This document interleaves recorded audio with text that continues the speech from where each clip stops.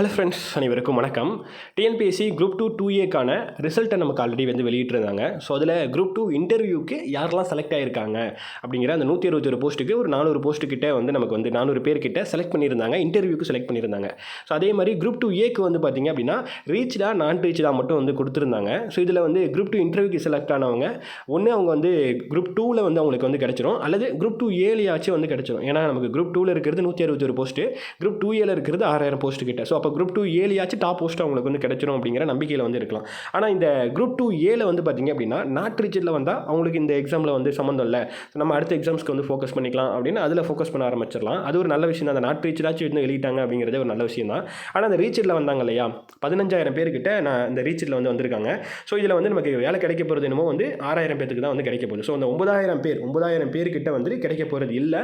So அவங்க யார், அந்த 9000 பேர் யார், அந்த 6000 பேர் யார் அப்படிங்கிறது நமக்கு தெரியாது. ஸோ அது நமக்கு இந்த ரேங்க், அந்த ரிசல்ட், ஃபைனல் ரிசல்ட், அந்த ரேங்க் லிஸ்ட் அப்படிங்கிறது தரவரிசை பட்டியல் அப்படிங்கிறது வெளியிட்டால் தான் அந்த தரவரிசையில் நம்ம எந்த இடத்துல இருக்கோம் அப்படிங்கிறத வச்சாச்சு நமக்கு ஓரளவுக்கு கிடைக்குமா கிடைக்காதா அப்படின்னு தெரியும். அண்ட் ஃபைனல் கவுன்சிலிங் போயிட்டு வந்தால் தான் கன்ஃபார்மாக நம்ம பார்டரில் இருக்கவங்களுக்குலாம் ஃபைனலாக கவுன்சிலிங் போயிட்டு வந்தால் தான் கன்ஃபார்மாக நமக்கு கிடைச்சதா அப்படிங்கிறதே நமக்கு தெரியும். சரிங்களா?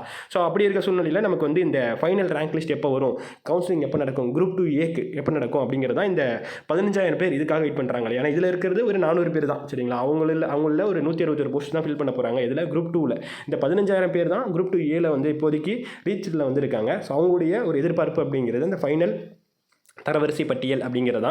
ஸோ அது எப்போ வெளியிடுவோம் அப்படிங்கிறதுக்கான ஆன்சர் டிஎன்பிஎஸ்சியே கொடுத்துருக்காங்க. ஸோ இது பார்த்தீங்கன்னா ஜனவரி 24 நேற்று நைட்டில் வெளியிட்டிருக்காங்க இந்த ப்ரெஸ் ரிலீஸை.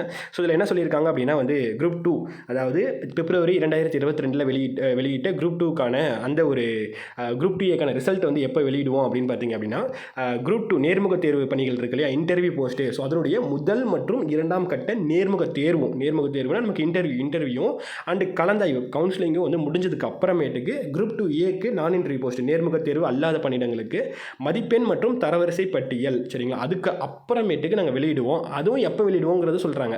முன்னாடிலாம் நமக்கு அப்படி சொல்ல மாட்டாங்க, விரைவில் அப்படிங்கிறத மட்டும் மென்ஷன் பண்ணியிருப்பாங்க. இப்போ இது ஒரு மந்தோட ஒரு வீக்கோட மென்ஷன் பண்ணியிருக்காங்க. என்னன்னா மார்ச் 2024 கடைசி வாரத்துக்குள்ளே வெளியிடுவோம், கடைசி வாரத்துக்குள்ளே வெளியிடுவோம் அப்படிங்கிறத சொல்லியிருக்காங்க.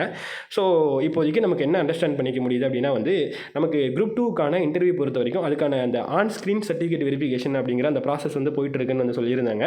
ஸோ அதில் யாரெல்லாம் தப்பாக இருக்கோ அவங்க இதெல்லாம் திருப்பி அப்லோட் பண்ணணும், அவங்களுக்கெல்லாம் மெயில் வந்திருக்கும் அப்படின்னு அந்த ப்ராசஸ் சொல்லியிருந்தாங்க.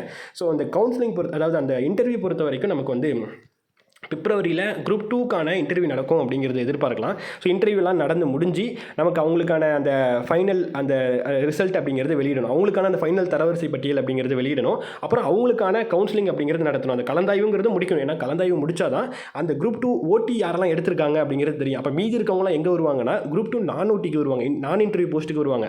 ஸோ அவங்களெல்லாம் வச்சு தான் அந்த 400 பேரில் 161 பேரை முடிச்சுட்டு மீதி இருக்கவங்களை வச்சு தான் அந்த குரூப் 2ஏக்கான அந்த தரவரிசை பட்டியல் அப்படிங்கிறது போட முடியும். சரிங்களா? அதனால தான் இப்போ நமக்கு ஒரு பிரச்சனை அப்படிங்கிறது. ஏன்னா எல்லாருக்கும் இப்பயே அந்த ஃபைனல் அந்த தரவரிசை பட்டியல் அப்படிங்கிறது வெளியிட்டுட்டோம் அப்படின்னா யாருக்கு கிடைக்கும் கிடைக்காது அப்படிங்கிறது ஓரளவுக்காச்சு தெரியும், நம்ம புரிஞ்சுக்கலாம். பட் அதில் வெளியிடுறதுல என்ன ஒரு பிரச்சனைனா அந்த 161 பேர் போக மீதி இருக்கவங்க யாருன்னு தெரியாது. ஸோ அவங்களாம் சேர்த்து தான் அந்த குரூப் 2ஏக்கான அந்த லிஸ்ட்டை வெளியிட முடியும். அப்படிங்கிறப்ப கவுன்சிலிங் முடிச்சாதான் அந்த ப்ராசஸ் அப்படிங்கிறது நடத்த முடியும். தான் ப்ராக்டிக்கலி. சரிங்களா? ஸோ அதுக்கு நம்ம இந்த குரூப் 2 ஓட்டி இருக்கு இல்லையா, ஸோ அதோடைய கவுன்சிலிங் முடிகிற வரைக்கும் கொஞ்சம் வெயிட் பண்ணி ஆகணும். ஸோ அதோடைய கவுன்சிலிங் பொறுத்த வரைக்கும் எப்படியும் நமக்கு மார்ச் ஸ்டார்டிங்குள்ளே அது முடியும் அப்படின்னு நம்ம எதிர்பார்க்கலாம்.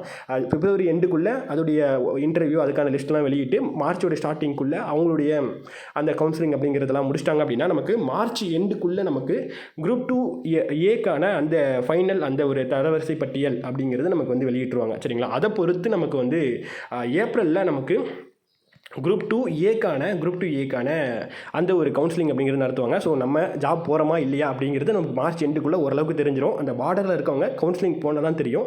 அது எப்போனா நமக்கு ஏப்ரலில் கவுன்சிலிங் நடக்கும். ஸோ அதில் நமக்கு தெரிஞ்சுக்கலாம். சரிங்களா? ஸோ இதுதான் இப்போதைக்கு அண்டர்ஸ்டாண்ட் பண்ணிக்கோங்க.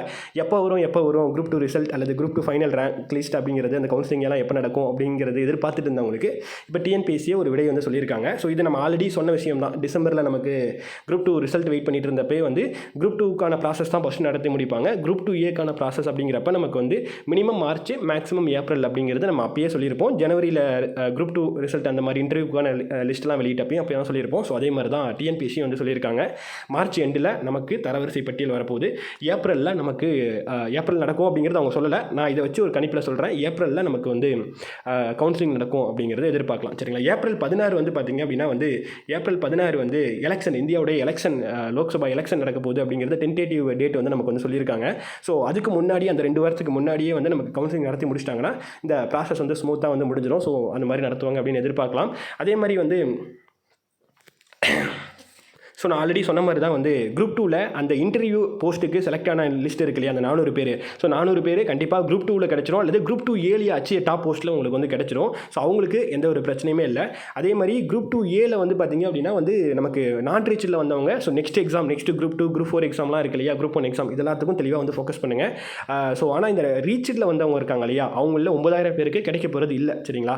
ஸோ அவங்க வந்து தான் ஒரு ஆசிலேஷனில் இருப்பாங்க. ஸோ நம்ம படிக்கலாமா, அடுத்த எக்ஸாமுக்கு படிக்கலாமா, படிக்க வேணாமா, இல்லை எப்படி குரூப் 4 படிக்கலாமா, ஏன்னா குரூப் 2 விட கம்மியான கேடர் தான் குரூப் 4. ஸோ நம்ம குரூப் 2 ஏல லிஸ்ட்டில் வந்திருக்கோம், குரூப் 4க்கு படிக்கலாமா, அல்லது குரூப் 2க்கு படிக்கலாமா, குரூப் 1 படிக்கலாமா, என்ன பண்ணலாம் அப்படிங்கிற ஒரு ஆசிலேஷனில் இருப்பாங்க. என்ன கேட்டிங்க அப்படின்னா, நம்ம ஒரு எக்ஸாமை கிளியர் பண்ணி அதுக்கு லிஸ்ட்டு வந்து அதுக்கப்புறம் நம்ம கவுன்சிலிங் போய் போஸ்டிங்கில் உட்கார வரைக்கும் நம்ம படிச்சுட்டு தான் இருக்கணும். ஏன்னா எதுவுமே நமக்கு கன்ஃபர்மேஷன் இல்லை. சரிங்களா? இப்போ நம்ம ஒரு குரூப் 4 எழுதுகிறோம், ஒரு 175 150 கொஸ்டின் போட்டிருக்கோன்னா ஓகே, நமக்கு வந்து ஃபைனல் ஆன்சருக்கு வரப்பே நமக்கு தெரிஞ்சிடும், நமக்கு கண்டிப்பாக கிடச்சிரும் அப்படிங்கிறது. ஆனால் இந்த மாதிரி மெயின்ஸ் எக்ஸாமில் பொறுத்த வரைக்கும் நமக்கு தெரியாது. நமக்கு ஃபைனலான அந்த தரவரிசை பட்டியல் வந்து அதுலேயும் பார்டரில் இருக்கவங்களுக்குலாம் வந்து நம்ம கவுன்சிலிங் போயிட்டு வந்தால் மட்டும்தான் நமக்கு கன்ஃபார்ம், நமக்கு அப்போ தான் கன்ஃபார்மாக நமக்கு வேலை கிடச்சிருக்கு அப்படிங்கிறத அர்த்தம். ஸோ அது வரைக்கும் நம்ம கீப் ப்ரிப்பரிங் அப்படிங்கிறதா. சரிங்களா? நம்ம எக்ஸாமில் அன்டில் நம்ம வந்து எக்ஸாம் போஸ்டிங் போய் உட்கார வரைக்கும் நம்ம ப்ரிப்பேர் பண்ணிட்டு தான் இருக்கணும். ஸோ கட்டாயமாக இந்த ரீச்சில் வந்தவங்க தொடர்ந்து ப்ரிப்பேர் பண்ணுங்கள், இந்த டைமை வேஸ்ட் பண்ணிடாதீங்க. அடுத்து group 1 group 2 group 2A group 4 இதெல்லாம் வருது. நெகட்டிவாக நெகட்டிவாக பாசிட்டிவாக மட்டும் நீங்கள் கண்டிப்பாக குரூப் 2 கிடச்சிருன்னு. ஆனால் அது கூடவே ஒருவேளை நெகட்டிவாக நடந்தாலும் சைடில் வந்து நம்ம ப்ரிப்பேர் பண்ணிகிட்டே இருக்கணும். அப்போ தான் நெக்ஸ்ட் குரூப் 2 குரூப் 4 நம்மளால் வந்து இது கிடைக்கலனா கூட அடுத்த எக்ஸாம் நமக்கு ரெடியாக இருக்குது அப்படிங்கிற ஒரு இதோட இருக்க முடியும். ஸோ அதனால் அந்த ரீச்சில் வந்தவங்க, மெயினாக குரூப் 2 ரீச்சில் வந்தவங்க அடுத்த exam group 2A and group 4க்கு கட்டாயமாக நீங்கள் ஃபோக்கஸ் பண்ணிகிட்டே இருங்க. படித்தது எதுவுமே வீணாக போகாது. ஸோ அதனால் அது மறந்துடாதீங்க. சரிங்களா? ஸோ அவ்வளோதான் இன்ஃபர்மேஷன். அடுத்த வீடியோவில் பார்க்கலாம். தேங்க்யூ.